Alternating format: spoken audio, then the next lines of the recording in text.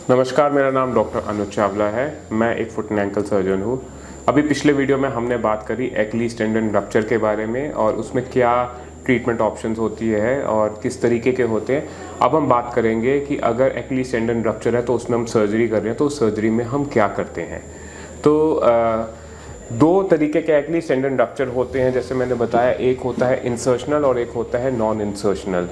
तो अगर इंसर्शनल है जिसमें हम सर्जरी कर ही रहे हैं तो उसमें हम करते क्या है कि हम खोलते हैं, उस टेंडन को निकालते हैं, उस टेंडन को फिर वापस हड्डी, जो एड़ी की हड्डी होती है जिसको कैल्केनियम बोलते हैं, उसी के अंदर हम अटैच कर देते हैं।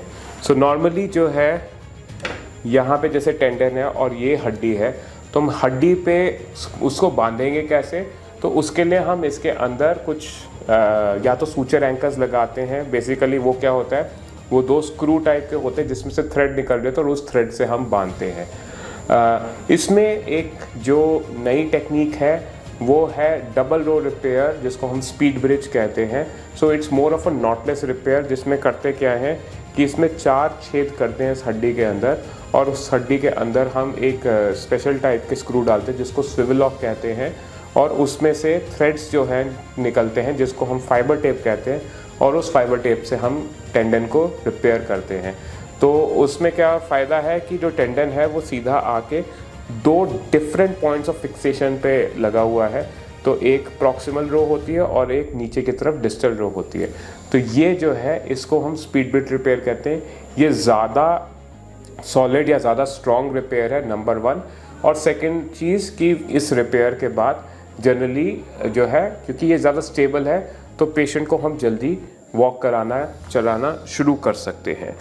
तो ये हो गया पहला।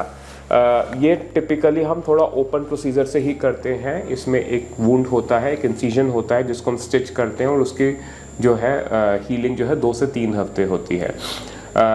दूसरा जो है वो है जो हमारा नॉन इंसर्शनल रप्चर है। तो नॉन इंसर्शनल रप्चर जो है वो थोड़ा सा ऊपर की तरफ होता है।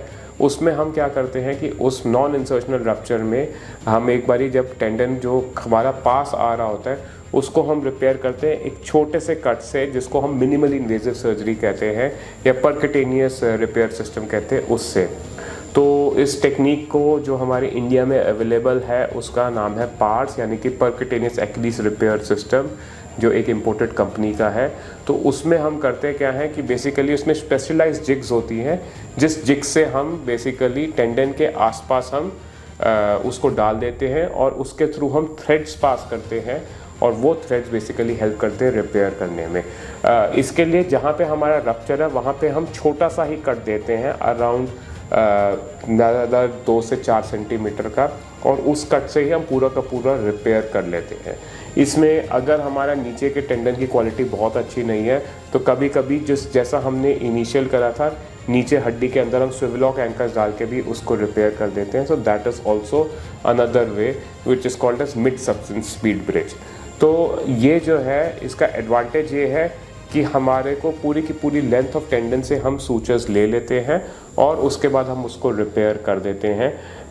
और कट छोटा रहता है, क्योंकि एक्लीस टेंडन की जब सर्जरी होती है तो सबसे बड़ा प्रॉब्लम उसमें सबसे ज़्यादा रिस्क ही होता है इन्फेक्शन का। तो छोटे कट से जनरली इन्फेक्शन का रिस्क हमारा ख़त्म हो जाता है। सो इसके बाद हमारा, and these are all very stable repairs, तो इसके बाद जो है हमारा रिकवरी, जो रिहैबिलिटेशन है वो बहुत ज़्यादा ज़रूरी है। So recovery tends to be more aggressive. इसमें हम ज़्यादा एग्रेसिव रहते हैं। How do we become more aggressive? We make the patient walk as soon as possible. तो दोनों ही केस में जनरली एक इक्वाइनस में या प्लांटर फ्लेक्शन में हम पहले प्लास्टर लेते हैं शुरू के 2 हफ्ते के लिए, जब तक वुंड हील नहीं करता।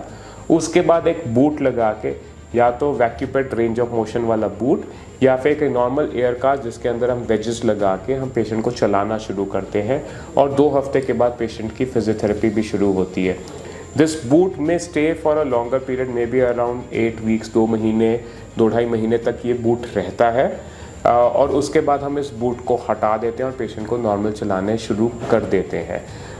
एक्लीस टेंडन रप्चर के बाद टोटल रिकवरी, जब पेशेंट इंडिपेंडेंटली आराम से चलना शुरू कर दे, उसमें 3 महीने लगते हैं। But for the patient to return to sports and return to the same strength जैसा कि उसकी सर्जरी से पहले थी, मैं कहूँगा 6 महीने से 1 साल लग जाते हैं। एंड कभी कभी 1 साल पे भी दे अचीव ऑलमोस्ट 95%, 100% में कभी कभी और ज़्यादा टाइम भी लग सकता है। तो रिकवरी में जो फर्स्ट पीरियड है वो है अच्छी सर्जरी का, that is something that we can do. But उसके बाद का जो रिकवरी के लिए जो चाहिए होता है वो है फिजियोथेरेपी। वो बहुत ज़्यादा ज़रूरी है and it comprises half of the treatment.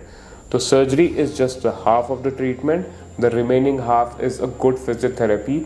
तो वो बहुत ज़्यादा ज़रूरी है। तो आपका फिजियोथेरेपी का प्रोटोकॉल जनरली आपका डॉक्टर खुद ही सेट करेगा और उसके बाद आपके ही किसी अपने ही ट्रेंड फिजियोथेरेपिस्ट के साथ आपकी फिजियोथेरेपी कराएगा। So that gives the best outcome in the patient.